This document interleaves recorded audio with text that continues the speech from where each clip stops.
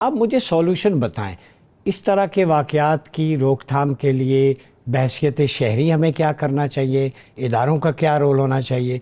और यहाँ लगारी साहब भी बात कर रहे थे ना, इदारों का एहतराम, तक़द्दुस, जुडिशरी है, पार्लियामेंट है, फ़ौज है, गलतियाँ हर कोई कर सकता है, उसे लर्न करना चाहिए, आगे बढ़ना चाहिए।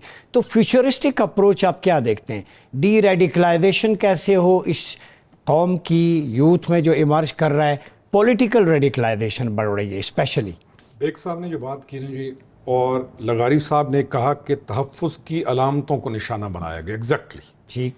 बेग साहब की बात को मैं इंडोर्स करूंगा कि ये किसी जमात को फंसाया नहीं गया, ये एक जमात ने इंटेंशनली उसकी लीडरशिप ने प्रोवोक किया, इंसाइट किया, और 2 साल उन्होंने लगाए, और उसके नतीजे में आप ये देखते हैं उनका वो फॉरेन एजेंडा कह रहे हैं। अब मैं उसी पे आप ये देखते हैं कि हॉस्पिटल्स को आग लगा दी गई, आप ये देखते हैं कि नफरत इतनी भरी हुई है, चेहरे फूले हुए हैं, और नौजवान बच्चे जो यूनिवर्सिटीज़ में पढ़ रहे थे वो क्या काम कर रहे हैं उस खास मौके पे जिसके लिए उनको तैयार किया गया। ठीक।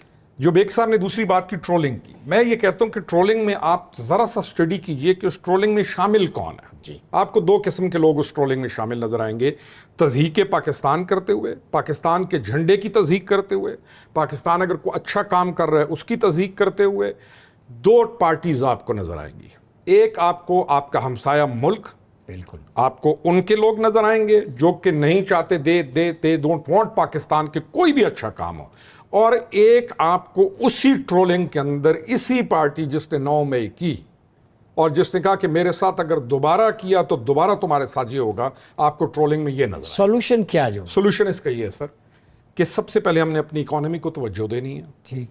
हमारे पास जो बेरोजगारी है और हमारे पास जो 25 करोड़ की आवाम है, मैं अक्सर कहता हूं कि कालाबाग, मियांवाली का बच्चा और डीएचए के अंदर बच्चा जो रह रहे हैं, इनके मसाइल एक नहीं है। एक घर जिसके अंदर 4 गाड़ियां और एक जिसके अंदर 4 बकरियां, इनके मसाइल एक नहीं है। इनको जो साथ मिला ली के मुल्क के खिलाफ कर दिया गया, we have to break this. और ये जो इलीट का एक बच्चा जो खामखा नखरे के अंदर रह के मुल्क से नफरत कर रहा है, उसका इलाज अलहदा है। और ये जो बच्चा जो गांव के अंदर रह रहा है और जिसने आगे जिसके ऊपर बहुत ज़्यादा जिम्मेदारियां हैं, इसका इलाज अलहदा है। हमने मोहब्बत भी करनी है, हमने सख्ती भी करनी है, और हमने मौके पैदा करने हैं रोज़गार के। हमें अपने बच्चों को 25 करोड़ हैं हमें इनके लिए बाहर मौके ढूंढने हैं।